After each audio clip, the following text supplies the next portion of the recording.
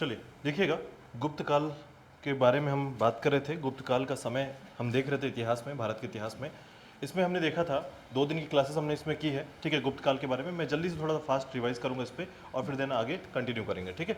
तो सबसे पहले समझिए कि भारतीय इतिहास में हम इसे स्वर्ण काल क्यों कहते हैं, क्योंकि इस समय जो है कला और साहित्य के संरक्षक जो है ये प्रमुख शासक रहे हैं जिन्होंने कला और साहित्य को संरक्षित किया है, ठीक है। इसमें आपको सबसे पहले नाम याद रखना है श्रीगुप्त, जिसने इस काल को स्थापित किया, यानी कि गुप्त वंश को स्थापित किया है, ठीक है। लेकिन वास्तविक संस्थापक के नाम पर हम चंद्रगुप्त प्रथम का नाम लेते हैं, ठीक है, याद रखिएगा। तो देखिए आप यहाँ पर देख सकते हैं कि काफी बड़े क्षेत्र पर, यानी मौर्य काल के बाद दूसरे नंबर पर गुप्त काल है, जिन्होंने भारत में केंद्रीकरण की सत्ता को स्थापित किया और एक बड़ा साम्राज्य स्थापित किया है, ठीक है। देखिएगा इसमें सबसे पहले श्रीगुप्त, घटोत्कच, चंद्रगुप्त प्रथम, ठीक है, जिन्होंने गुप्त संवत की शुरुआत की, ठीक है। समुद्रगुप्त, चंद्रगुप्त द्वितीय, कुमारगुप्त, स्कंदगुप्त और विष्णुगुप्त अंतिम शासक के तौर पर जाना जाता है, ठीक है। इसके बाद देखिएगा स्कंदगुप्त के समय आपको हमेशा याद रखना है कि इसके समय हुड़ों का आक्रमण हुआ था। ये बहुत इंपॉर्टेंट टॉपिक होता है, ठीक है, स्कंदगुप्त के समय याद रखिएगा। इसके बाद देखिएगा अगर एक सामान्य जानकारी की बात करें तो उसमें हम लोग ये पढ़ते हैं कि इसकी उत्पत्ति के साथ संदर्भ पर हम एक जानकारी लेते हैं, जिसमें हम विभिन्न प्रकार के वर्णों की जानकारी मिलती है इससे, जिससे हम ये कह पाते हैं कि गुप्त राजवंश जो है, ठीक है, इसकी उत्पत्ति जो है ये विभिन्न चरणों में हुई है, ठीक है। यानी कि हम ये मानते हैं कुछ इतिहासकारों के मतों के अनुसार कि जिनका कहना है कि मौर्यों की उत्पत्ति के समान ही गुप्तों की उत्पत्ति की जाति और उनके मूल निवास विवादास्पद रही है, ठीक है। साथ ही साथ प्राचीन भारतीय साहित्य और अभिलेखों में अनेक व्यक्तित्व का या व्यक्तियों का उल्लेख तो मिलता है, लेकिन यह उल्लेख नहीं मिलता ये किस राजवंश या किस जाति से संबंधित थे, ठीक है। तो देखिएगा इसमें सबसे इंपॉर्टेंट जो मैंने आपको पहले ही बताया है कि यहाँ पर आपको एक बात याद रखनी है, रोमिला थापर के अनुसार ये वैश्य थे या वैश्य जाति के थे, ठीक है। साथ ही साथ याद रखिएगा गौरीशंकर ओझा, जिन्होंने कहा है कि क्षत्रिय, साथ ही साथ काशी प्रसाद जायसवाल शूद्र या जार, या हेमचंद्र राय ब्राह्मण मानते थे इनको, ठीक है। ये सभी इतिहासकार हैं। इसमें सबसे इंपॉर्टेंट आपको याद रखना है रोमिला थापर को, ठीक है। इसके बाद देखिएगा स्रोत के अनुसार, आपको फिर बोल रहा हूं, आप स्रोत के तरीके से इसको याद मत कीजिएगा, आप याद कीजिएगा कि इतिहास में जो साहित्य है या ग्रंथ है जो कि साक्ष्य के तौर पर माने जाते हैं, उनके तौर पर आप इसको याद रखें कि विशाख दत्त ने क्या लिखा है, देवी चंद्रगुप्त में लिखा है, हरिसेन ने प्रयाग प्रशस्ति, फायान का फोक की, और उसके बाद भानुगुप्त जो है एरण अभिलेख और मुद्रा और अभिलेख की जानकारी उत्तर प्रदेश के एटा के क्षेत्र से मिलती है, ठीक है, बिहार और उत्तर प्रदेश से मिलती है, ठीक है। इसके बाद देखिएगा कि राजधानी की बात करते हैं तो इस समय इनकी राजधानी थी वो पाटलिपुत्र थी, यानी गुप्त राजवंश की राजधानी कहाँ थी, पाटलिपुत्र में थी, ठीक है। इसके बाद देखिएगा कुषाण साम्राज्य के विघटन के बाद जिस विकेंद्रीकरण के युग का प्रारंभ हुआ चतुर्थ शताब्दी के प्रारंभ तक चलता रहा, यानी कि गुप्त साम्राज्य जो है यहाँ पर प्रारंभ होता है, ठीक है। इसी के साथ याद रखिएगा कि कुषाण वंश के सामंत या सेनानायक के रूप में कार्यरत गुप्त वंश, जिन्होंने मगध में गुप्त राजवंश की नींव डाल रखी थी, यानी कि कुषाण के सेनानायक के तौर पर ये पहले शासन करते थे या रहते थे और बाद में जो है इन्होंने गुप्त राजवंश को स्थापित किया था, ठीक है। इसके आगे देखिएगा सबसे पहले श्रीगुप्त का नाम आता है, नाम याद रखिएगा। इन्होंने महाराज की उपाधि धारण तो की थी परंतु ये महाराज नहीं थे, ये सामंत थे, ठीक है। उसके बाद घटोत्कच गुप्त, ठीक है, याद रखिएगा, इसने महाराज की उपाधि धारण की थी, लेकिन महत्वपूर्ण तौर पर अगर हम गुप्त राजवंश की वास्तविक संस्थापक के तौर पर देखते हैं तो इसमें नाम मिलता है हमको क्या, चंद्रगुप्त प्रथम का, जिसने 319 ईस्वी में अपने राज्यारोहण के दिन पर याद रखिएगा गुप्त समाज प्रारंभ किया था, ठीक है। इसके बाद देखिएगा कि चंद्रगुप्त प्रथम के अनुसार, ठीक है, यानी कि चंद्रगुप्त प्रथम की जो विवाह हुआ था वो कुमार देवी लिच्छवी राजकुमारी, ठीक है, से हुआ था, और साथ ही साथ इसी का पुत्र है आपका समुद्रगुप्त, ठीक है। गुप्त वंश में सर्वप्रथम चंद्रगुप्त प्रथम ने रजत या चांदी की मुद्राएं प्रचलित की थी या चलाया था, ठीक है। समुद्रगुप्त का समय बहुत इंपॉर्टेंट है, मैं आपको बता रहा हूं फिर से कि 335 से 380 का समय रहा इसके शासनकाल का, और गुप्त राज्य का सर्वाधिक विस्तार इसी के समय हुआ है। इसकी जानकारी जो है हरिसेन रचना के द्वारा जो रचित है आपके प्रयाग प्रशस्ति, उसकी जानकारी मिलती है, ठीक है। और याद रखिएगा इसने जो क्षेत्र विजित किया था उसके बारे में जो जानकारी हरिसेन ने लिखा है प्रयाग प्रशस्ति में या प्रयाग स्तंभ के लेख में, वो चम्मू शैली पर है, ठीक है। ये शैली एक तरीका होता है जिसमें हम उसके प्रकार का यूज करते हुए उसको लिखते हैं, ठीक है। जैसे सामान्य तौर पर अभी हम लोग देवनागरी लिपि में लिखते हैं, ठीक है, लेकिन शैली व्यवस्था कैसी है, तो शैली की व्यवस्था कैसी है, हम बाएं से दाएं की ओर लिखते हैं, ठीक है, बाएं से दाएं की ओर लिखते हैं। तो उसी प्रकार याद रखिएगा कि समुद्रगुप्त जो है अपने जो 5 क्षेत्र जीता था उस 5 क्षेत्र में 5 नाम आपको याद रखना है। पहला कौन सा है, आर्यवर्त क्षेत्र, दूसरा है आपका दक्षिणापथ क्षेत्र, तीसरा है आपका अटाविक राज्य, ठीक है, चौथा है आपका सीमावर्ती राज्य, और पांचवा है आपका विदेशी शक्तियां, ठीक है, याद रखिएगा, बहुत बढ़िया। इसके बाद देखिएगा इसकी जो नीति थी वो थोड़ा सा याद रखिएगा। युद्ध की नीति कैसी थी? ग्रहण, मोक्ष और अनुग्रह की नीति। ठीक है, ये याद रखिएगा, पूछा जाता है ग्रहण, मोक्ष, अनुग्रह की नीति, या फिर इसको क्या करा जाएगा, बदल दिया जाएगा, कुछ नाम से इसे चेंज कर दिया जाएगा। ठीक है, तो कंफ्यूजन बहुत ज्यादा होता है, सेम टाइप लगेगा क्वेश्चन में, लेकिन आपको याद रखना है ग्रहण, मोक्ष और अनुग्रह। ठीक है, पहले जीतना, ग्रहण करना मतलब पहले अधिकार कर लेना, ग्रहण कर लेना। ठीक है, फिर उसके बाद उसे नहीं मारना, मोक्ष। ठीक है, नहीं मारना, मोक्ष दे देना, और साथ ही साथ फिर अनुग्रह करना, यानी कि उसे वापस कर देना। ठीक है, इस तरीके से 3 नीतियों में काम करता था। कहां पर? दक्षिणापथ की विजय पर। ठीक है, हाँ, इसके बाद देखिएगा समुद्रगुप्त का अटाविक राज्य उत्तर प्रदेश, मध्य प्रदेश और विंध्य क्षेत्र के मध्य क्षेत्र को कहा जाता है। और इसके बाद आता है आपका सीमावर्ती राज्यों में किन किन क्षेत्रों को जीता था। तो ये पूछा जाता है कि सीमावर्ती राज्यों में किन क्षेत्रों पर अधिकार कर लिया समुद्रगुप्त ने। तो याद रखिएगा पूर्वी बंगाल या बांग्लादेश, असम के समीप दवाक क्षेत्र, कामरूप असम का क्षेत्र, करतारपुर जालंधर का क्षेत्र और नेपाल के क्षेत्र को जीता था। ठीक है, इसके बाद इसने 5 भागों में जो बांटा था, उसके 5वीं शक्ति जो थी विदेशी शक्तियों को भी हराया था, शक और कुषाण को हराया था। इसमें कुषाण और शक जो थे मुख्य तौर पर याद रखिएगा पश्चिम के तौर पर थे, यानी पश्चिमी क्षेत्र पर उनका विजय था। ठीक है, इसके बाद याद रखिएगा समुद्रगुप्त के बारे में जो 2-3 बातें सबसे इंपॉर्टेंट आती है वो है विंसेंट स्मिथ ने इसे भारत का नेपोलियन कहा है।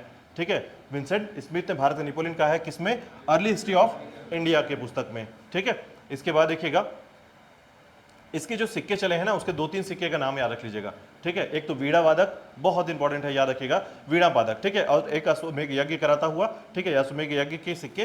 तो इसके सिक्के में 2-3 सिक्के का जो नाम है वो बहुत इंपॉर्टेंट है। और साथ ही साथ ये कैसा था, देखिए मैंने आपको बताया है कि अगर आपको इस क्रम पर याद रखना है, देखिए अगर गुप्त वंश को याद रखना है तो 3 कहानी याद कर लीजिए। पहला चंद्रगुप्त द्वितीय की कहानी, चंद्रगुप्त द्वितीय की कहानी पहले नंबर पे सबसे इंपॉर्टेंट। दूसरे नंबर पे समुद्रगुप्त की कहानी, समुद्रगुप्त के बारे में जितनी जानकारी है वो फैक्ट कर लीजिए। और फिर आता है चंद्रगुप्त प्रथम की कहानी। ठीक है, ये 3 ही बातें आएंगी, उससे ज्यादा कोई इंपॉर्टेंट आपको नहीं आएगा। ठीक है, और अगर आपको बहुत लाइट क्वेश्चन आता है तो पूछा जाएगा कि गुप्त वंश की स्थापना किसने की थी, यानी श्रीगुप्त का नाम पूछा जाएगा। ठीक है, तो बहुत सरल क्वेश्चन होता है, तो बहुत सरल यानी आप आराम से उसका आंसर कर लेंगे। लेकिन टफ क्वेश्चन होगा तो फिर कथन और कारक में क्वेश्चन आता है। ठीक है, कथन और कारक में पूछा जाएगा कि समुद्रगुप्त जो है भारत का नेपोलियन कहलाता था। ठीक है, इस कथन का पर्यायवाची किसने दिया है या किस पुस्तक में लिखा गया है। ठीक है, तो अगर आपके सामने ये रहेगा तो फिर आप ये कंफ्यूज रहेंगे कि अर्ली हिस्ट्री ऑफ इंडिया, इसके सामने बहुत सारी इसी के साथ जैसा नाम जो है आपको दे दिया जाएगा। ठीक है, तो कंफ्यूजन बना रहता है। अगर आपकी क्लियरिटी ज्यादा है और कॉन्सेप्ट्स क्लियर है तो आपसे क्वेश्चन बन जाएगा। ठीक है, तो याद रखिएगा कि समुद्रगुप्त का जो समय रहा है उस समय जो है ये वीणा प्रेमी था। ठीक है, संगीत प्रेमी था और बौद्ध अनुयायी इनके दरबार में रहते थे, बसबंधु।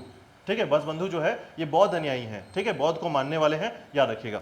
ठीक है, और इसके बाद देखिएगा इसके 6 प्रकार के सिक्के प्राप्त हुए हैं। तो ये 6 प्रकार के सिक्के को आपको थोड़ा सा याद रखना है, गरुड़, परशु, धनुधारी, अश्वमेघ, व्याघ्र और वीणावादन। ठीक है, 6 प्रकार के सिक्के समुद्रगुप्त के। ठीक है, अब देखिएगा इसके बाद हमने पढ़ा था चंद्रगुप्त द्वितीय के बारे में। तो चंद्रगुप्त द्वितीय का जो समय रहा है वो 375 से 415 ईस्वी का रहा है। बहुत इंपॉर्टेंट है, याद रखिएगा। मैं आपको बताऊंगा कि सबसे ज्यादा गुप्त वंश में चंद्रगुप्त द्वितीय को याद रखा जाता है। इसका कारण यह है कि इसके जो जीवन का जो काल रहा है इसमें भारत को यानी गुप्त काल का स्वर्ण काल कहा जाता है। यानी कि भारत का जो संदर्भित, जो मैं आपको सबसे पहले स्टेटमेंट दिया था कि भारत का स्वर्ण काल जो है गुप्त काल को कहा जाता है, वो इसी के समय के लिए है। ठीक है, तो इसने क्या किया था ऐसा, तो ये था कला एवं साहित्य के क्षेत्र में संरक्षक था एक तरीके से। ठीक है, बाकी भी सभी संरक्षक थे, लेकिन ये विशेष तौर पर उन लोगों के लिए काम करता था। अगर कला के क्षेत्र में है और साहित्य के क्षेत्र में है तो विशेष प्रकार का संरक्षण दिया करता था ये। ठीक है, याद रखिएगा इसके बहुत सारे नाम हैं, अन्य नाम हैं, जैसे कि देवराज, देवश्री और देवगुप्त। ठीक है, इसकी माता का नाम है दत्ता देवी। ठीक है, हालांकि माता के नाम कभी पूछे नहीं जा रहे हैं इसमें, लेकिन फिर भी आप इनके काम के हिसाब से इनको याद रखेंगे कि चंद्रगुप्त द्वितीय जो है, ठीक है, यह आपको मैंने कल भी बताया था इसके बारे में कि चंद्रगुप्त द्वितीय जो है ये समुद्रगुप्त का छोटा बेटा था। ठीक है, बड़ा बेटा कौन है, रामगुप्त। ठीक है, तो रामगुप्त का विवाह जो है किसके साथ होता है, ध्रुव देवी के साथ हो जाता है। लेकिन शकों का आक्रमण होता है जब, तो शकों के आक्रमण के साथ जो संधि समझौता होता है इसमें रामगुप्त जो है अपनी पत्नी को क्या करता है, शकों को सौंप देता है। ठीक है, और ऐसी स्थिति में चंद्रगुप्त द्वितीय जो है वेश बदलकर पहुंचता है और शक राज्य की हत्या कर देता है। और इस तरीके से जो ध्रुव देवी थी उसका विवाह चंद्रगुप्त द्वितीय के साथ हो जाता है। ठीक है, बस एक छोटा सा स्टेटमेंट में याद रखिएगा। तो रामगुप्त के सिक्के प्राप्त हुए हैं विदिशा और उदयगिरी के क्षेत्र से, इसलिए हम ये मान पाते हैं कि रामगुप्त जो है ये भी किसी समय शासक रहा होगा। ठीक है, शकों का आक्रमण जो हुआ है रामगुप्त में, ये मैंने आपको बताया था, अपनी पत्नी ध्रुव देवी को शकों को सौंपकर शांति समझौता स्थापित करने की कोशिश करता है। ठीक है, इसके बाद देखिएगा रामगुप्त का छोटा भाई चंद्रगुप्त भेष बदलकर ध्रुव देवी बनकर जाता है और साथ ही साथ शक राज्य की हत्या कर देता है। और इस तरीके से जो है ध्रुव देवी के जो विवाह होता है वो चंद्रगुप्त द्वितीय के साथ हो जाता है। ठीक है, अब देखिएगा साहित्य अभिलेख, जो इसके समय में जो साहित्य और अभिलेख पाए गए हैं, ठीक है, बाण भट्ट का हर्ष चरित्र, याद रखिएगा बाण भट्ट का हर्ष चरित्र, राजशेखर का काव्य मीमांसा, राष्ट्रकूट अमोघ वर्ष के संजान ताम्रपत्र की जानकारी मिलती है, यानी संजान जो ताम्रपत्र है 795 ईस्वी की, उसकी जानकारी भी मिलती है। साथ ही साथ देखिएगा विशाख दत्त के देवी चंद्रगुप्तम, ठीक है, इसको आपने पढ़ा अभी, देवी चंद्रगुप्तम किसने लिखा है? विशाख दत्त ने लिखा है। और इसके बाद देखिए अंततः जो है परिणाम इसका आता है कि चंद्रगुप्त द्वितीय का विवाह ध्रुव देवी से हो जाता है। ठीक है, इसके बाद देखिएगा चंद्रगुप्त द्वितीय ने अपना जो शासक या साम्राज्य जो विस्तार किया था वो दो तरीके से किया था। एक था आपका विवाह संबंध के द्वारा और दूसरा था युद्ध के द्वारा। ठीक है, तो विवाह संबंध में याद रखिएगा इसने 3 विवाह का प्रणाली तैयार किया था, विवाह किया नहीं था, 3 विवाह प्रणाली को तैयार किया था। एक खुद का विवाह, दूसरा अपने पुत्री का और तीसरा पुत्र का। ठीक है, तो यहां पर याद रखिएगा 3 विवाह को आपको याद रखना है, जिसमें नागवंश के शासक से याद रखिएगा राजकुमारी से विवाह किया था जिसका नाम था कुबेर नागा। ठीक है, कुबेर नागा। ठीक है, और कुबेर नागा का विवाह किससे हुआ? चंद्रगुप्त द्वितीय से हुआ, और इनके विवाह के उपरांत प्रभावती गुप्त का जन्म हुआ। ठीक है, यानी प्रभावती गुप्त जो है इसका जन्म हुआ है, याद रखिएगा। और देखिए नागवंश के साथ विवाह करने से इसका विस्तार क्या हुआ था? मथुरा, अच्छिन्न और पद्मावत क्षेत्र जो है, इन क्षेत्रों में भी इसने विवाह का कार्य किया था, यानी कि विवाह किया था। ठीक है, तो ये इससे क्या है, मथुरा और अच्छिन्न क्षेत्र में भी इसका विस्तार हो गया था।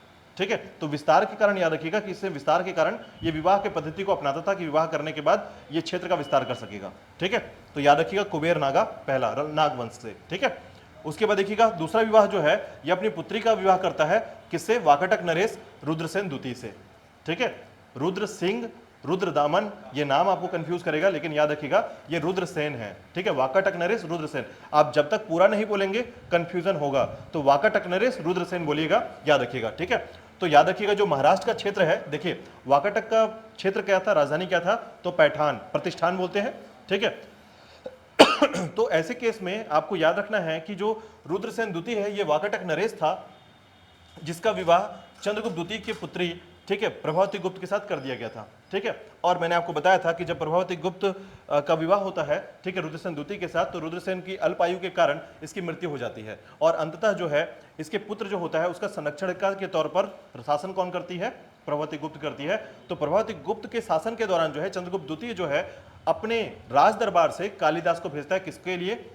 आप याद रखिएगा प्रभावती गुप्त के पुत्र के लिए, यानी उसको साहित्य की शिक्षा देने के लिए, शिक्षा के लिए। ठीक है, और कालिदास जो है अब यहीं से जाते हुए जो है आपके छत्तीसगढ़ के क्षेत्र में मेघदूत की रचना करता है, यानी कि आपके सरगुजा क्षेत्र में। ठीक है, तो कालिदास की जानकारी यहां से मिलती है। साथ ही साथ याद रखिएगा कि कालिदास जो है चंद्रगुप्त द्वितीय के 9 रत्नों में से एक है।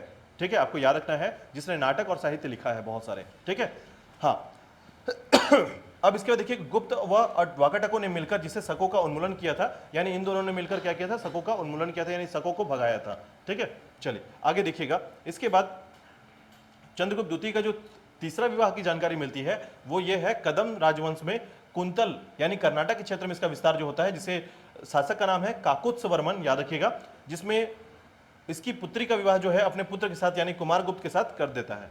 ठीक है, इसकी जानकारी कहां से मिलती है? तालकुंड अभिलेख से, कर्नाटक के अभिलेख से, याद रखिएगा तालकुंड अभिलेख से। ठीक है, इसके आगे देखिएगा कि अब इसके विजय साक्ष्य, यानी कि जो इसने विजय साक्ष्य प्राप्त किया था वो याद रखिएगा। इसके साक्ष्य मिलते हैं कहां पर? मेहरौली स्थित लौह स्तंभ में। ठीक है, जिसमें चंद्र नामक शासक की पहचान की जाती है, किसके द्वारा? चंद्रगुप्त विक्रमादित्य के रूप में की गई है। उसमें चंद्र नामक शासक का नाम लिखा गया है, तो चंद्र को हम ये मानते हैं यहाँ पर कि वो चंद्रगुप्त द्वितीय का ही साक्ष्य है। ठीक है, मेहरौली स्थित लौह स्तंभ, याद रखिएगा। सप्त सिंधु पार बाहिलिकों पर विजय प्राप्त किया था इसने, और पूर्व बंग शासकों के विरुद्ध जो है विजय प्राप्त किया था। ठीक है, इसका नाम आपको ऐसे तरीके से याद रखना है कि सप्त सिंधु पार जो बाहिलिको क्षेत्र है, यानी कि सप्त सिंधु का जो क्षेत्र है, ठीक है, पाकिस्तान के उत्तर का जो क्षेत्र है, ठीक है, यानी कि जो सप्त सिंधु जो क्षेत्र है, पंजाब हो गया, सियालकोट हो गया, उन क्षेत्रों पर इसने क्या किया था? विजय प्राप्त किया था। और साथ ही साथ पूर्व में बंग शासक यानी बंगाल का जो क्षेत्र था उन पर भी विजय प्राप्त किया इसने। ठीक है, इसके अलावा देखिएगा इसने शकों पर विजय प्राप्त किया है, उज्जैन के शकों को भगाया था। ठीक है, मैंने आपको पहले भी बताया है शकों के आक्रमण के समय का। ठीक है, तो रुद्र सिंह द्वितीय पर विजय प्राप्त किया था, याद रखिएगा रुद्र सिंह द्वितीय पर। ठीक है, और ये जो समय है, इस समय में जब विजय प्राप्त किया 409 के आसपास जो है मालवा और गुजरात में विजय प्राप्त किया, और जिसके कारण व्याघ्र शैली में चांदी के सिक्के चलवाए थे। ठीक है, तो चांदी के सिक्के चलवाने में चंद्रगुप्त प्रथम का नाम आता है और दूसरे नंबर पर चंद्रगुप्त द्वितीय का नाम आता है। ठीक है, उपाधि किस क्या धारण किया था इसने? विक्रमादित्य के, ठीक है, विक्रमादित्य उपाधि धारण किया था, याद रखिएगा, इसलिए इसको बोलते हैं चंद्रगुप्त विक्रमादित्य। और यही कारण है इसे विक्रम भी कहा जाता है। और इसके जो 9 रत्न में एक है बैताल, तो विक्रम और बैताल कहा जाता है, ठीक है, याद रखिएगा। चलिए देखिएगा इसी में कि चंद्रगुप्त द्वितीय के 9 रत्न को याद रखिएगा थोड़ा सा। 9 रत्नों में सबसे पहला नाम आता है छपंका, ठीक है, धन्वंतरी, कालिदास, अमर सिंह और वराहमिहिर, ठीक है, छपंका, धन्वंतरी, कालिदास, अमर सिंह और आपके वराहमिहिर, ठीक है। छपंका को ज्योतिष विद्या के लिए जाना जाता है, धन्वंतरी को याद रखिएगा चिकित्सा के क्षेत्र में, ठीक है, उसके बाद कालिदास को नाटक और काव्य के क्षेत्र में, और अमर सिंह को शब्दावली के क्षेत्र में, ठीक है, आप यहां पर याद रखेंगे अमर कोश लिखा है इसने, ठीक है। वराहमिहिर का ज्योतिष विज्ञान, याद रखिएगा, ज्योतिष विद्या ज्योतिष विज्ञान दोनों अलग अलग चीजें हैं, ठीक है। और इसने लिखा है वृहत संहिता, ठीक है, पूछा जाता है कि वृहत संहिता के रचनाकार कौन है, तो वराहमिहिर है, ठीक है। इसके अलावा जो है 4 और याद रखेंगे आप, वरुचि व्याकरण शास्त्र, संस्कृत में व्याकरण लिखते थे, याद रखिएगा, और शंकु है वास्तुकला में शिल्प कला लिखा है इन्होंने, और बैताल भट्ट ने जादू, ठीक है, जादू के क्षेत्र में थे, और ये मंत्र जो है मंत्र शास्त्र लिखा है इन्होंने, ठीक है। और उसके बाद हरिसेन का कवि, और इन्होंने लिखा है कविताएं, ठीक है।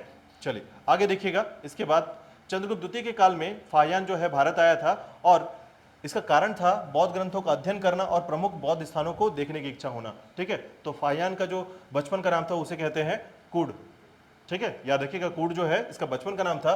और कभी कभी सिर्फ यही पूछा जाता है कि किस चीनी यात्री का बचपन का नाम कूड था, ठीक है, ये पूछा जाता है, याद रखिएगा, ठीक है। अब देखिएगा इसी के बाद इसका जो भ्रमण वृत्तांत है, इसने भारत में, याद रखिएगा, जो विभिन्न क्षेत्र गया, ठीक है, भारत में जब ये गया था, क्षेत्र है ये, तो विभिन्न क्षेत्र में गया, तो इसका जो प्रमुख वर्णन है, कुछ क्षेत्रों का वर्णन किया था इसने, ठीक है। तो इसके विभिन्न जो क्षेत्र हैं उसमें आप याद रखेंगे कि जिसमें खेतान, ठीक है, गोमती विहार, यानी प्रसिद्ध जो बौद्ध विहार है गोमती विहार, यहाँ पर इस क्षेत्र में, और साथ ही साथ आपके सिंध के क्षेत्र है, ठीक है, गंधार का क्षेत्र है जो कि तक्षशिला, और अफगानिस्तान का पेशावर, और पंजाब का क्षेत्र है जो कि मध्य क्षेत्र, मध्य देश में, जिसका शासन था चंद्रगुप्त द्वितीय का, ठीक है। तो खेतान, सिंध क्षेत्र, आपका सिंध क्षेत्र के बाद गंधार, अफगानिस्तान और पंजाब के क्षेत्र में इसने यात्रा किया था, ठीक है। और इस यात्रा वर्णन को अपनी किताबों पर, यानी अपनी डायरी पर लिखा था इसने यात्रा वृत्तांत के तौर पर, ठीक है, फाहियान ने, ठीक है, याद रखिएगा। इसके बाद देखिएगा मध्य देश का जो वर्णन किया था इसने कि ये गया था कहाँ कहाँ, तो पहले गया था गंधार के क्षेत्र में, सिंध के क्षेत्र में गया, ठीक है, अफगानिस्तान के क्षेत्र में गया, और उसके बाद ये जब मध्य क्षेत्र में आया तो पता चला इसको कि चंद्रगुप्त द्वितीय का शासनकाल है यहाँ पर। और चंद्रगुप्त के द्वितीय के शासनकाल में जब ये गया तो देखा यहाँ पर कुछ इसको अलग ही तरीके की जीवन शैली दिखी, ठीक है, जिसमें ये देखा कि मध्य देश में ब्राह्मणों का देश था, यानी मध्य देश जो है पूरी तरीके से ब्राह्मणों का देश था ये, ठीक है, अधिक से अधिक ब्राह्मण रहते थे यहाँ पर, और साथ ही साथ यहाँ के लोग जो है बहुत सुखी और संपन्न थे, ठीक है, मतलब दुख नहीं था किसी को भी, और साथ ही साथ मृत्युदंड नहीं दिया जाता था, और जीवित प्राणी की हत्या नहीं की जाती थी, मांस मदिरा प्याज लहसुन जो है इसका सेवन नहीं किया जाता था, और जो इसका सेवन करता था उसे चंडाल कहा जाता था, जो कि समाज से बाहर रहते थे, ठीक है। क्रय के लिए कौड़ियों का प्रयोग होता था, और मदिरालय और बुचड़खाने नहीं होते थे, ठीक है, याद रखिएगा। इसके बाद देखिएगा चंद्रगुप्त द्वितीय के बाद नाम आता है कुमारगुप्त प्रथम का। कुमारगुप्त के प्रथम का सिर्फ एक बात आपको याद रखना है, नालंदा विश्वविद्यालय की स्थापना कुमारगुप्त प्रथम ने की थी, ठीक है। हाँ, इसके बाद देखिएगा इसके जो साक्ष्य मिलते हैं वो मिलते हैं कुमारगुप्त के शासनकाल में। तो याद रखिएगा, अगर सबसे पूछा जाए कि गुप्त काल में सर्वाधिक साक्ष्य किस शासक के बारे में मिला है या किस शासनकाल में मिला है, तो कुमारगुप्त के शासनकाल में मिला है। 18 की संख्या पर लगभग इसके साक्ष्य मिले हैं, ठीक है। साथ ही साथ देखिएगा गुप्तकालीन सर्वाधिक स्वर्ण मुद्राएं जो प्राप्त हुए हैं वो किसके प्राप्त हुए हैं, कुमारगुप्त के समय का प्राप्त हुआ है, ठीक है। कितनी मुद्राएं हैं, 623 मुद्राएं प्राप्त हुई हैं, और इसे कहते हैं बयाना मुद्रा के भंडार क्षेत्र, राजस्थान भरतपुर क्षेत्र में, ठीक है, याद रखिएगा। इसके बाद देखिएगा सर्वाधिक जो मुद्राएं मिली हैं वो मयूर शैली की मिली हैं, ठीक है, यानी मयूर शैली की मुद्राएं कहने का मतलब है कि मोर या मयूर के आपको आकृतियां उस शैली में नजर आएंगी, ठीक है। जब शैली पूछा बोला जाता है तो ये चित्रकला है एक तरीके से, शैली मतलब क्या है, यहाँ पर चित्रकला है। तो उसमें अगर आपसे बोला जाएगा व्याघ्र शैली का, तो व्याघ्र का चित्र बना हुआ होगा, ठीक है, वृषभ शैली का तो वृषभ का चित्र बना होगा, इस तरीके से विभिन्न प्रकार के, जैसे वीणा की शैली तो वीणा का चित्र बना होगा, ठीक है। तो याद रखिएगा उस शैली के प्रकार के मुद्राएं प्राप्त हुई हैं। अब देखिएगा कुमारगुप्त के समय जो है मयूर शैली के सर्वाधिक सिक्के प्राप्त हुए हैं, या आपके कॉइन जो प्राप्त हुए हैं। उसके अलावा जो है इनके 2 अभिलेख प्राप्त होते हैं, एक है मंदसौर अभिलेख और एक है बिलसाड़ अभिलेख, ठीक है, याद रखिएगा। मंदसौर अभिलेख वत्सभट्टी क्षेत्र में, और कुमारगुप्त का जो शासनकाल का वर्णन है वो बिलसाड़ अभिलेख से मिलता है, एटा यूपी के क्षेत्र में, ठीक है, याद रखिएगा यूपी के अंतर्गत आता है एटा क्षेत्र। और याद रखना है गुप्त शासकों की वंशावली और कार्तिकेय मंदिर का निर्माण जो है इस क्षेत्र में जानकारी में मिलता है, ठीक है। देखिए कार्तिकेय भगवान की पूजा करने की भी साक्ष्य मिलते हैं इस समय का, ठीक है। तो इसमें क्या होता है कि विभिन्न प्रकार से, कभी आपने देखिए पूरा गुप्त वंश पढ़ा, उसमें मंदिरों का निर्माण में आप कला शैली के बारे में पढ़ते हैं कि गुप्त काल को भारत का स्वर्ण युग कहा जाता है, ठीक है। अब उस स्वर्ण युग क्यों कहा जाता है? क्योंकि इस समय जो है मंदिर कला जो है ये बहुत चरम सीमा पर था, यानी बहुत ज्यादा मंदिरों का निर्माण कराया जा रहा था, सिक्कों का निर्माण कराया जा रहा था, तो इससे क्या हो रहा है, कला शैली बहुत आगे बढ़ रही थी, ठीक है। इसीलिए कला शैली, साहित्य शैली, इन सभी के समय के लिए इसको स्वर्ण युग कहा जाता है। देखिए स्वर्ण युग का मतलब ये होता है कि जब आपकी फैमिली में इतने पैसे हों, एक समय इतने पैसे हों कि आप कुछ भी खरीद सकें, या फिर ये किसी विशेष तौर पर किसी भी विशेष प्रकार की शैली का उद्भव होता हो, ठीक है, चरम सीमा पर हो। लेकिन यदि मान लीजिए अगर इसी के अपोजिट दूसरे राजवंशों में देखेंगे तो उस समय जो है मंदिरों को तोड़ा जा रहा है, मस्जिदों को तोड़ा जा रहा है, या फिर किसी भवन या इमारत को तोड़ा जा रहा है, तो इसका मतलब है कि उस समय कला शैली का प्रभुत्व नहीं था, ठीक है। तो शासक अलग अलग प्रकार के रहे हैं। इस समय के जो शासक थे इन्होंने कला और साहित्य को संरक्षण दिया और बहुत आगे बढ़ाया, इसलिए इसको स्वर्ण युग कहा जाता है, ठीक है, याद रखिएगा। तो देखिएगा इस समय कार्तिकेय मंदिर की जानकारी मिलती है किससे? बिलसाड़ अभिलेख से, ठीक है। इसके आगे देखिए कुमारगुप्त ने अश्वमेध यज्ञ कराया था, और साथ ही साथ अश्वमेध यज्ञ की शैली के सिक्के जो है ये प्राप्त होते हैं किसके? कुमारगुप्त के। और कार्तिकेय शैली के सिक्के प्राप्त होते हैं। देखिए कार्तिकेय शैली का मतलब कार्तिकेय भगवान की शैली, ठीक है, यानी उनकी चित्रकला जो है सिक्कों में प्राप्त होने लगी है, ठीक है। कुमारगुप्त जो है स्वर्ण सिक्के पर गुप्त, याद रखिएगा, कुलामल, चंद्र और गुप्त कुल व्योम राशि कहा गया है, यानी कि कुमारगुप्त को स्वर्ण सिक्के में क्या नाम से दिया जाना जाता था?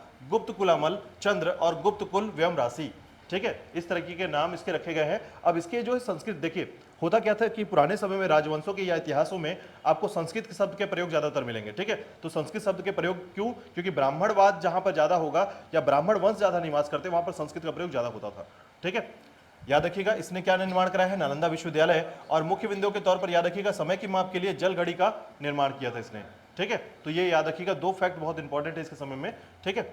इसके अलावा देखिएगा कुमारगुप्त के समय जो है अब हुड़ों का आक्रमण होता है, ठीक है, हुड़ का आक्रमण होता है। ये हुड़ कौन थे? तो याद रखिएगा बर्बर जनजाति जाति के थे, ठीक है। जब, हालांकि याद रखिएगा हुड़ जो है ये दो प्रकार के हैं, ठीक है, यानी कि इनकी दो शाखाएं थी। एक शाखा जो है आपके रोम की तरफ थी और दूसरी शाखा भारत की तरफ आई। तो भारत की तरफ जो आई उसे श्वेत ऋण कहा जाता है, ठीक है, श्वेत हुड़ कहा जाता है। और इनमें तोड़माड़ का नाम और मिहिर कुल का नाम सबसे इंपॉर्टेंट है, याद रखिएगा, ठीक है। खुशनेबाज जो है सबसे बड़ा शासक है, लेकिन भारत में जो संस्थापक है, हुड़ वंश का संस्थापक जो है वो है तोड़माड़, ठीक है, याद रखिएगा। देखिए हुड़ वंश के बारे में कभी कभी क्वेश्चन जो आता है वो सिर्फ दो ही आते हैं, सिर्फ दो क्वेश्चन आएंगे, इससे एक्स्ट्रा क्वेश्चन नहीं बनते हैं। तो आपको याद रखना है कि हुड़ राजवंश जो है या हुड़ वंश जो था ये बर्बर जाति के लोग थे, ठीक है। ये सिर्फ क्या करते थे? भोजन की प्राप्ति और आभूषण लूटना जानते थे, लूट कर आगे बढ़ते थे, यानी वंशों को, ठीक है, लूटते थे और आगे बढ़ जाते थे, ठीक है। ऐसी स्थिति में इनकी दो शाखाएं बनी, एक शाखा रोम की तरफ चली गई और एक शाखा ईरान से होते हुए भारत में प्रवेश करती है, ठीक है। जो भारत में प्रवेश करती है उसे श्वेत ऋण हुड़ कहा जाता है, ठीक है, श्वेत हुड़ कहा जाता है। और ये श्वेत हुड़ जो है भारत में आक्रमण करते हैं और भारत के कुछ क्षेत्रों को जीत लेते हैं, ठीक है। खासकर कौन सा क्षेत्र? गंधार वाला क्षेत्र, ठीक है, जिसको सियालकोट या आपके पाकिस्तान का क्षेत्र कह सकते हैं, ठीक है, याद रखिएगा। तो देखिएगा कुमारगुप्त के समय जो है इसने आक्रमण किया था, लेकिन कुमारगुप्त के अंतिम समय का समय था, यानी कि ये जो है अब वृद्ध हो चुका है, ठीक है। तो इसका पुत्र था कौन? स्कंदगुप्त, याद रखिएगा। तो कभी कभी पूछा जाता है और ऑप्शन में कुमारगुप्त का ऑप्शन नहीं आएगा तो स्कंदगुप्त इसमें राइट आंसर हो जाता है, ठीक है। तो स्कंदगुप्त के समय जो है हुड़ों का आक्रमण होता है और स्कंदगुप्त जो है उसके पराजित कर देता है, याद रखिएगा, हुड़ों को पराजित कर देता है और भगा देता है यहां से, ठीक है।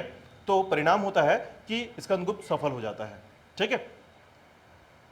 इसके अलावा याद रखिएगा स्कंदगुप्त का जो समय रहा है, ठीक है, उसमें आपको याद रखना है कि 455 से 467, ठीक है, 467 ईस्वी का इसका समय रहा है। और इसमें इसने सक्रादित्य की उपाधि धारण की थी, क्यों? शकों को भगा दिया था इसीलिए। तो शकों को भगाने के कारण से सक्रादित्य कहा खुद को, ठीक है, और देवराज भी कह दिया अपने आप को, ठीक है। साथ ही साथ इसका अभिलेख जो है याद रखिएगा जूनागढ़ अभिलेख, ठीक है, यानी कि जूनागढ़ अभिलेख याद रखिएगा, शकों में एक व्यक्ति है रुद्रदामन, ठीक है, तो रुद्रदामन का है जूनागढ़ अभिलेख और उसमें जानकारी मिलती है कि स्कंदगुप्त ने उनको हराया था, ठीक है, याद रखिएगा। और इसका एक अभिलेख और है जो जानकारी मिलती है, भीतरी स्तंभ अभिलेख, युद्ध का वर्णन मिलता है शकों के साथ, ठीक है। तो दो अभिलेख याद रखिएगा, एक है आपका जूनागढ़ अभिलेख और दूसरा है आपका, हाँ, भीतरी स्तंभ, ठीक है। देखिए यदि आपको सबसे बेस्ट बनना है इतिहास में तो अभिलेख को सबसे पहला टॉपिक मानना पड़ेगा अपने आप में, ठीक है।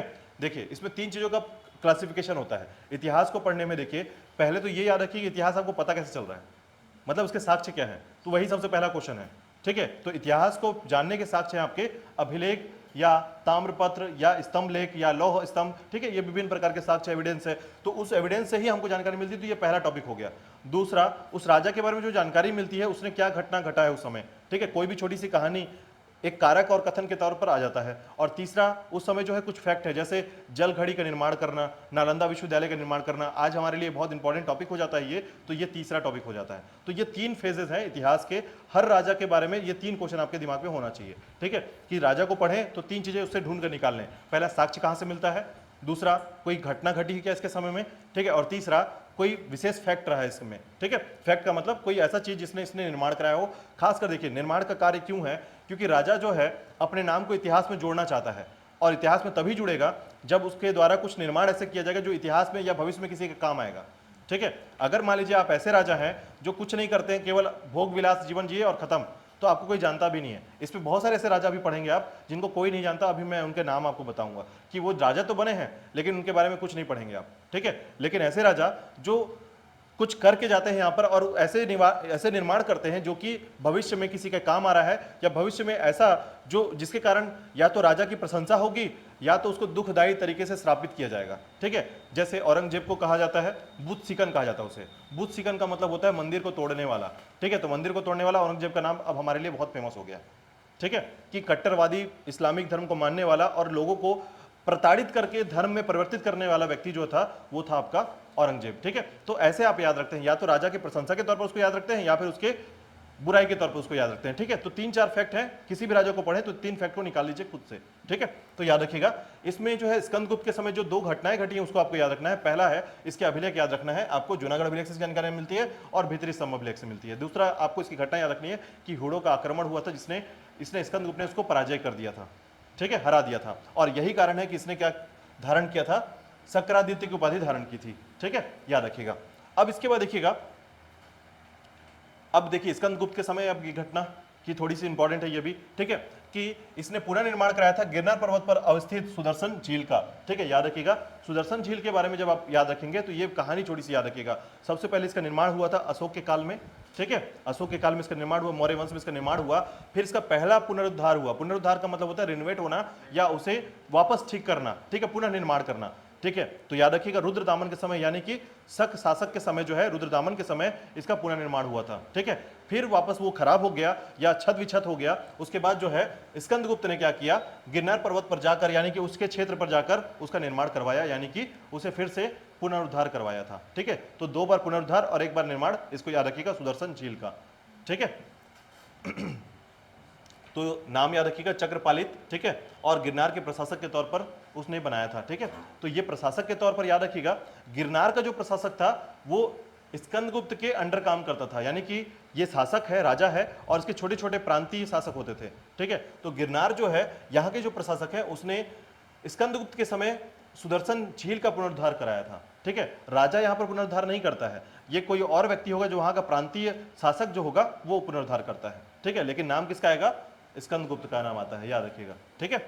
चलिए, यहाँ तक हमने कल कर लिया था, ठीक है। अब यहाँ पे थोड़ी सी बातों को याद रखेंगे। यहाँ से आपको याद रखना है कि केहोम अभिलेख से जानकारी मिलती है, ये जो कि जानकारी मिलती है गोरखपुर उत्तर प्रदेश के केहोम अभिलेख से, ठीक है। तो ये जो अभिलेख है आपका कहाँ पर प्राप्त हुआ है, गोरखपुर के उत्तर प्रदेश में, ठीक है। तो इसकी जानकारी मिलती है कि सक्रादित्य उपाधि की जानकारी केहोम अभिलेख से मिलती है, किसने सक्रादित्य जो है उपाधि धारण किया था, ठीक है। उसके अलावा याद रखिएगा केहोम अभिलेख से इसके 2 जानकारियां मिलती है। पहला कि इन्होंने 5 जैन तीर्थंकर की जानकारी मिलती है जिसका प्रतिमा जो है बनाया था इसने, ठीक है। तो 5 जैन तीर्थंकर का नाम याद रखिएगा, आदिनाथ। कल हमने यहाँ पर विक्रमादित्य पढ़ लिया था, याद रखिएगा, उसका नाम है आदिनाथ, ठीक है। यानी कि आप ऐसा कह सकते हैं कि जो वृषभनाथ है, ठीक है, वृषभनाथ है, उसे आदिनाथ के नाम से भी जाना जाता है, जैन तीर्थंकर है, याद रखिएगा। तो आदिनाथ, शांतिनाथ, नेमिनाथ, पार्श्वनाथ और महावीर, ठीक है, ये 5 जैन तीर्थंकर जो है इनकी जानकारी मिलती है, ठीक है।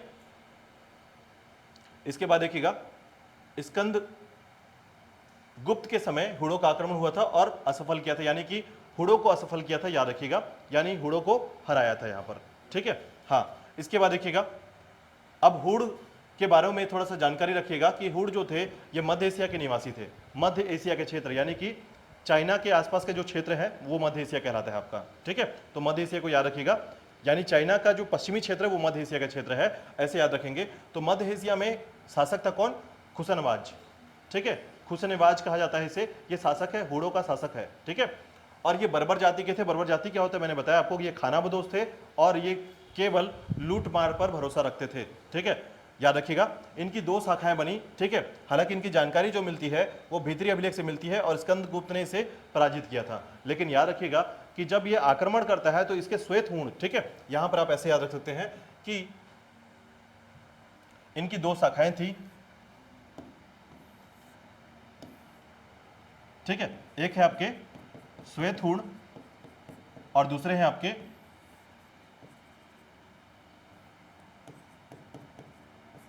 रोम हूण, ठीक है। ये रोमन की तरफ चले गए, यानी यूनान की तरफ चले गए, रोम की तरफ चले गए थे। और श्वेत हूण जो है ये भारत की तरफ आ गए थे ईरान से होते हुए। तो भारत का कुछ क्षेत्र जो है, सियालकोट वाला जो क्षेत्र है, इन्होंने विजय प्राप्त कर लिया था वहां पर, ठीक है।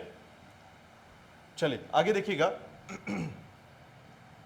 यहां पर आप याद रखेंगे कि जो दूसरा आक्रमण हुआ था, ठीक है, यानी पहला आक्रमण के बाद दूसरा जब आक्रमण होता है तो याद रखिएगा तोड़माड़ के समय आक्रमण हुआ था, ठीक है। और तोड़माड़ के समय जब आक्रमण हुआ था तो यहां पर आप एक बात याद रखिएगा, इसका पुत्र का नाम है मिहिरकुल, ठीक है। ये पुत्र है मिहिरकुल जो कि शिव भक्त था।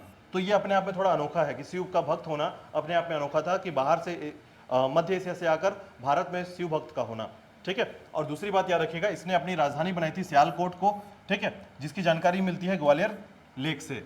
अब देखिएगा ये जो है सबसे पहले चंद्रभागा नदी पर जो क्षेत्र है इसको जीता था और यहीं पर पवैया नामक स्थान स्थापित किया था, मतलब अपनी राजधानी बना ली थी इस क्षेत्र को, ठीक है। तो पहले याद रखिएगा कि पवैया नाम पर स्थापित किया पवैया नाम को और फिर उसको सियालकोट के पास जो है राजधानी के साथ डेवलप कर दिया था, ठीक है। तो पवैया नाम के स्थापित करने की जो जानकारी मिलती है वो तोड़माड़ से मिलती है, ठीक है। तो दो नाम आपको यहाँ पर याद रखना है, तोड़माड़ कौन है और मिहिरकुल कौन है। तो याद रखिएगा तोड़माड़ जो है ये हुड़ शासक था जिसने भारत पर आक्रमण किया था, दूसरा आक्रमण किया था। और साथ ही साथ याद रखिएगा इसका पुत्र का नाम है मिहिरकुल, ठीक है, मिहिरकुल याद रखिएगा। मिहिरकुल को जो है, ठीक है, आप आगे पढ़ेंगे, मिहिरकुल को हराया गया था यशोवर्मन के द्वारा। जब इसको मारा जा रहा था बालादित्य के द्वारा, ठीक है, तो बालादित्य इसकी जो माँ है उसे बचा ली थी मिहिरकुल, ठीक है, मिहिरकुल को बचा ली, तो जिसके कारण मिहिरकुल भाग गया था यहाँ से, ठीक है। तो बस आपको एक बात याद रखनी है कि मिहिरकुल जो है तोड़माड़ का पुत्र है, ठीक है। हुड़ शासकों में दो ही नाम आपको याद रखना है, तोड़माड़ और मिहिरकुल, ठीक है। इसके बाद देखिएगा इसके समय जो है इसने स्कंदगुप्त ने चीनी शासक के दरबार में अपना राजदूत भेजा था, किसके पास, सांग के पास, ठीक है, मैत्रीपूर्ण संबंध हेतु। और इसी समय याद रखिएगा प्रशासनिक सुविधा के लिए इसने अपना राजधानी परिवर्तित कर दिया था अयोध्या में, ठीक है। पाटलिपुत्र में थे पहले और उसके बाद कहां चले गए, अयोध्या में चले गए थे, ठीक है, याद रखिएगा। और इसने वृषभ शैली के सिक्के जारी किए थे और गुप्त वंश के अंतिम शासक के तौर पर इसे जाना जाता है। लेकिन याद रखिएगा गुप्त वंश का अंतिम शासक जो है विष्णुगुप्त है, ठीक है, ये नाम याद रखिएगा, गुप्त वंश का अंतिम शासक विष्णुगुप्त है। लेकिन आपको एक बात और याद रखना है कि स्कंदगुप्त के बाद कोई भी महत्वपूर्ण शासक नहीं हुआ है, ठीक है, इसीलिए इसको अंतिम शासक के तौर पर भी देखा जाता है, ठीक है, क्योंकि इसकी वंशावली जो है अब आगे जो आएगी वो अलग अलग क्रम पे होगी, ठीक है। तो इसके वंशावली को देखिएगा कौन कौन है इसके वंशावली में, तो आप देखेंगे देखिए स्कंदगुप्त के उत्तराधिकारी, ठीक है, तो स्कंदगुप्त, पुरुगुप्त, कुमारगुप्त द्वितीय, बुद्धगुप्त, नरसिंहगुप्त, भानुगुप्त, वैन्यगुप्त और कुमारगुप्त, और उसके बाद विष्णुगुप्त। अंतिम शासक का नाम याद रखिएगा विष्णुगुप्त है, ठीक है। तो इसमें याद रखिएगा कि ये सारे क्या है, वंशावली हैं, यानी कि उत्तराधिकारी हैं। और उत्तराधिकारी उन्हें बोला जाता है कि जो अपना राज्य का विस्तार तो नहीं करते हैं, वो अपने वंशज के राज्य विस्तार को ही आगे चलाते रहते हैं, ठीक है। तो ये केवल उत्तराधिकारी हैं, इन्होंने कोई मुख्य कार्य नहीं किया है, ठीक है। तो इनके बारे में छोटी बात है जिसके बारे में भी हमको जैसे भानुगुप्त के बारे में मिलेगा, ठीक है। तो भानुगुप्त को थोड़ा सा याद रखेंगे और एक एक जो लाइन पर है, सिर्फ एक एक लाइन पर आपको यहाँ पर थोड़े से पॉइंट को याद करना है, ठीक है। तो यहां पर याद रखिएगा कि स्कंदगुप्त के बाद कोई भी उत्तराधिकारी महत्वपूर्ण नहीं था इसमें, और अंततः जो है विष्णुगुप्त के समय जो है यह अंतिम शासक के तौर पर गुप्त वंश के साम्राज्य का समाप्ति कर हो जाता है, ठीक है। तो याद रखिएगा इसमें अब एक एक थोड़ा सा याद रखिएगा कि स्कंदगुप्त के जो उत्तराधिकारी हैं उसमें थोड़ा थोड़ा जानकारी आपको मिलेगा। तो देखिएगा कौन है ये, ठीक है। तो पुरुगुप्त का नाम थोड़ा सा याद रखिएगा, ये कुमारगुप्त का पुत्र था, ठीक है, स्कंदगुप्त का सौतेला भाई, याद रखिएगा सौतेला भाई, ठीक है। और यही कारण है कि मैंने बोला कि स्कंदगुप्त अंतिम शासक है, क्योंकि उसके बाद जो है उसकी प्रणाली नहीं आगे आ रही है, उसके साथ में उसके रिलेटिव के पुत्र आ रहे हैं साथ में, ठीक है। तो स्कंदगुप्त का जो सौतेला भाई है याद रखिएगा वो है पुरुगुप्त, ठीक है। अब उसके साथ देखिएगा इसकी जानकारी मिलती है भित्री मुद्रा लेख में, जिसकी माता का नाम था महादेवी, अनंत देवी, और पत्नी जो थी ये चंद्र देवी। ठीक है। तो हालांकि आपको इसमें बहुत कुछ नहीं पढ़ना है, लेकिन समझिएगा कि वृद्धावस्था में शासक बनने के कारण इसका शासनकाल अल्पकालीन था और वृद्धावस्था में वैष्णव धर्म को त्याग कर बौद्ध धर्म को अपना लिया था।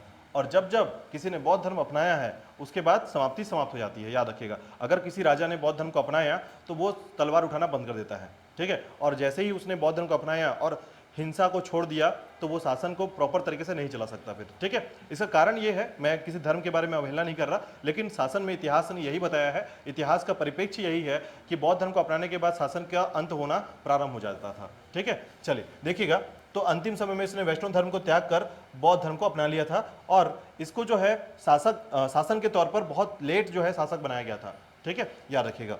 अब इसके बाद देखिएगा दूसरे नंबर पे आता है कुमारगुप्त द्वितीय। इसकी जानकारी मिलती है सारनाथ अभिलेख से, ठीक है। सारनाथ अभिलेख बिहार का क्षेत्र, सारनाथ अभिलेख से इसकी जानकारी मिलती है। और इसके बाद आता है आपका बृहदगुप्त, ठीक है।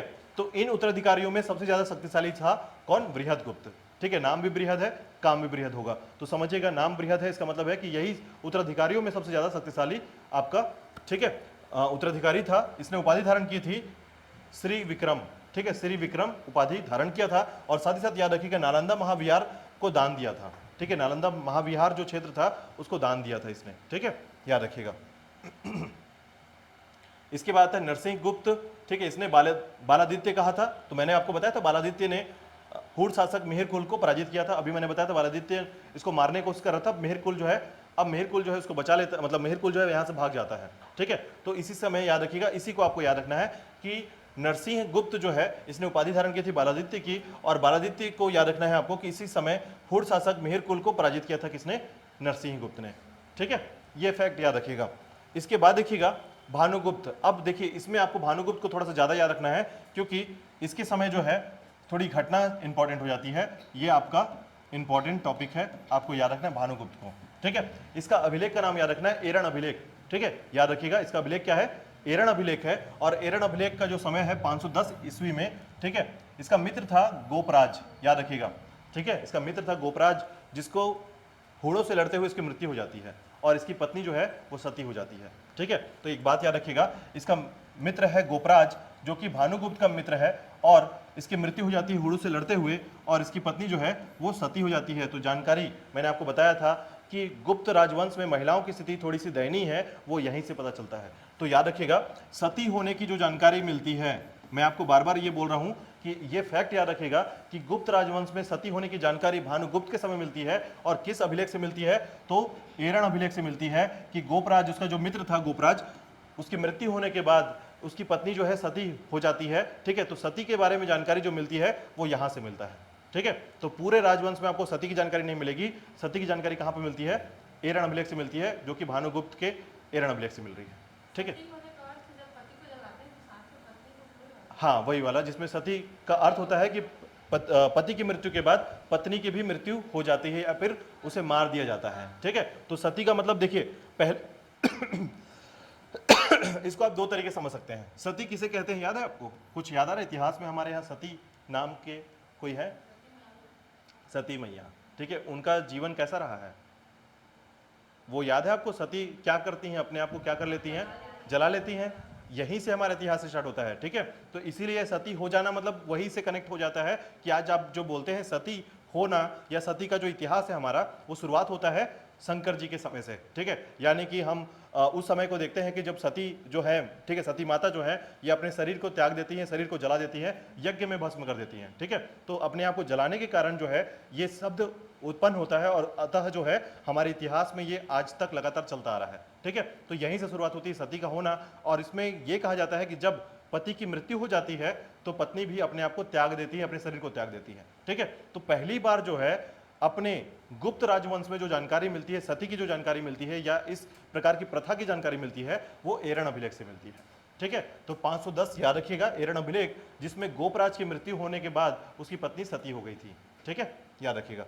तो देखिएगा बुद्धगुप्त के बाद पूर्वी मालवा में हुड़ों की सत्ता स्थापित हो गई थी, ठीक है। लेकिन अब देखिएगा भानुगुप्त, जैसे ही बुद्धगुप्त के बारे में आप पढ़ेंगे तो उसके बाद जो है पूर्वी मालवा के क्षेत्र में हुड़ों का सत्ता स्थापित हुआ था। लेकिन भानुगुप्त ने हुड़ों का पूर्ण सफाया कर दिया और स्वतंत्रता की संज्ञा ली गई। ठीक है, तो याद रखिएगा भानुगुप्त ने हुड़ों को पूरी तरीके से साफ कर दिया था भारत में, तो किसने साफ किया था वो आपको याद रखना है। तो देखिए 2 से 3 फैक्ट आपको याद रखना है। पहला, सती की जानकारी किस अभिलेख से मिलती है, और याद रखना है अयरण अभिलेख किसका है, और याद रखना है आपको कि हुड़ों का पूर्णतः सफाया किसने किया था, भानुगुप्त ने। 3 क्वेश्चन यहां पर सुपरहिट क्वेश्चन है।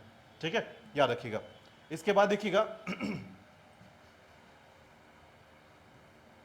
इसके बाद स्कंदगुप्त के उत्तराधिकारी के तौर पर नाम आता है वैन्यगुप्त का।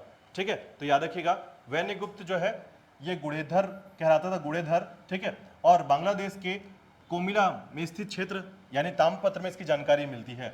तो बांग्लादेश के कोमिला जो क्षेत्र है, ठीक है, कोमिला में स्थित है, उसकी साक्ष्य वहां से मिलता है। ठीक है, तो याद रखिएगा इसके साक्ष्य का जो जानकारी मिलता है गुणेधर के तौर पर, ये इंपॉर्टेंट है। ठीक है, तो वैन्यगुप्त नाम याद रखना है आपको कि अंतिम समय में वैन्यगुप्त का नाम आता है और फिर विष्णुगुप्त का नाम आएगा। ठीक है, इसमें एक शासक और होगा, याद रखेंगे।